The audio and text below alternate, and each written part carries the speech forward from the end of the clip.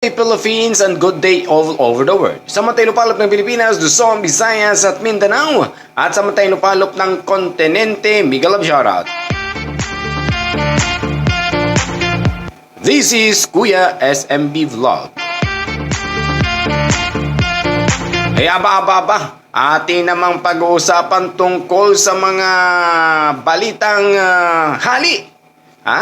Grabe.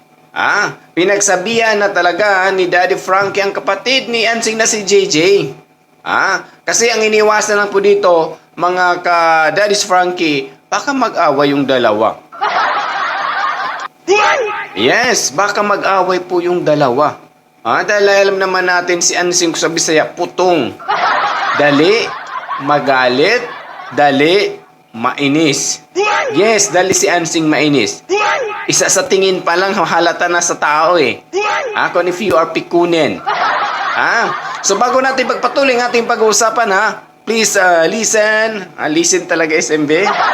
Pakinggan natin muna yung sinabi ni Daddy Frankie kay Sir JJ. Saglit lang tong video to mga kaidol. Pero kaya JJ, huwag kayong mag-away ni Ate Ansing kasi medyo nag-iba yung itsura niya nung sinabihan mo siyang Di ba? Nag-ibang itsura. Nag-transform si Ansing. It's just lang. Okay, pagpatuloy natin,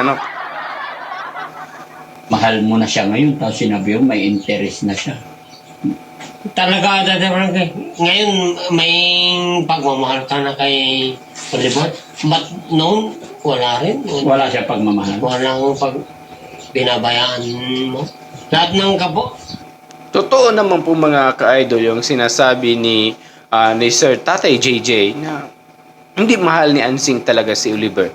Kasi kung mahal niya to kahit kunti man lang pagmamahal mga ka-idol, sana kahit kunting pagkain man lang naibigyan si Oliver that time na hindi pa tinulungan pero wala Kaya ating pagpatuloy.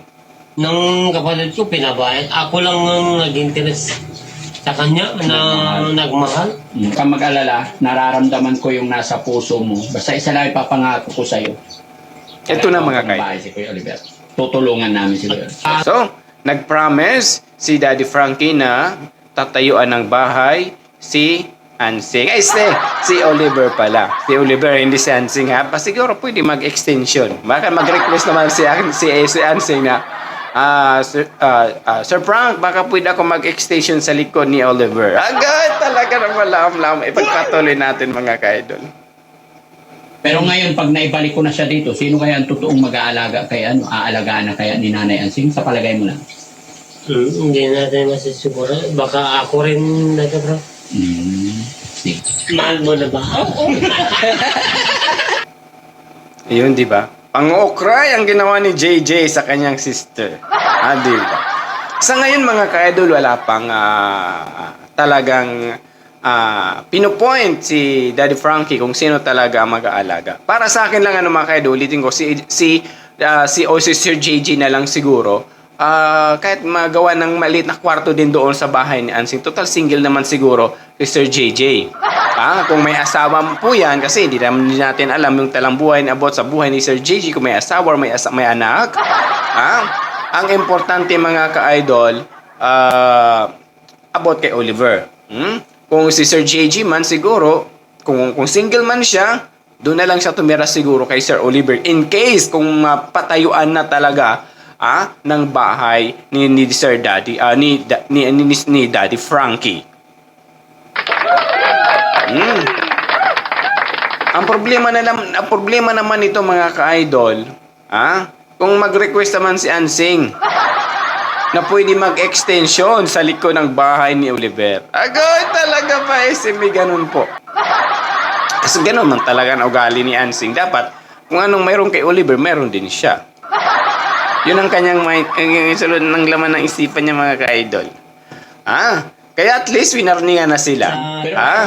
Pinagsabihan na sila ni Daddy Frankie na huwag sila mag-away ni Ansing.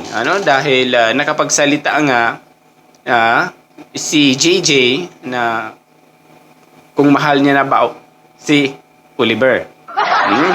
Dahil nga, why na itanong niya yon mga ka-idol? Dahil po, hindi nakita ni JJ ang pagmamahal ni Ansing noon na kailangan pa ni Oliver ng tulong. Ganun lang po yun. Tulong. Ganun po. Kaya nagtanong. Kaya ang ibang karamihan, nandyan lang yan po si Ansing dahil may nakukuha kay Oliver. May iba naman nagsabi nandyan lang si Ansing para makahingi kung ano-ano. So, siyempre, yung tao naman, iba-iba naman yung pag-uunawa at pag-iintindi. Kahit ako natatawa ko doon po regarding po doon, Kasi ang ginagawang pagtatanong po ni Sir JJ kay Ansing, mahal mo na ba?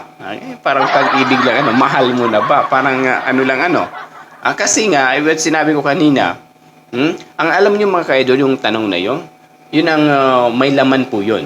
So, sa mga nakaintindi dyan, please comment section below. Ang sinasabi niya, mahal mo na ba? Yung mahal mo na ba, tinanong si Ansing, may kahulugan po yun. Meaningful po yun, mga ka-idol. Meaningful po yun. Mahal mo na ba? Kung sino makakaunawa, kung sino makaintindi kung anong ibig sabihin, mahal mo na ba? Please comment section below. Kasi sinabihan si Ansing ni si JJ na, mahal mo na ba si Oliver? Kasi sinabi ko kanina na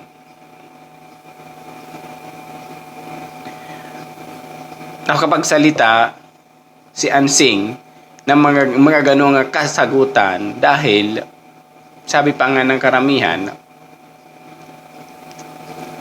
may makukuha. Alright? So, ganun lang po doon ang point ni Kuya SMB.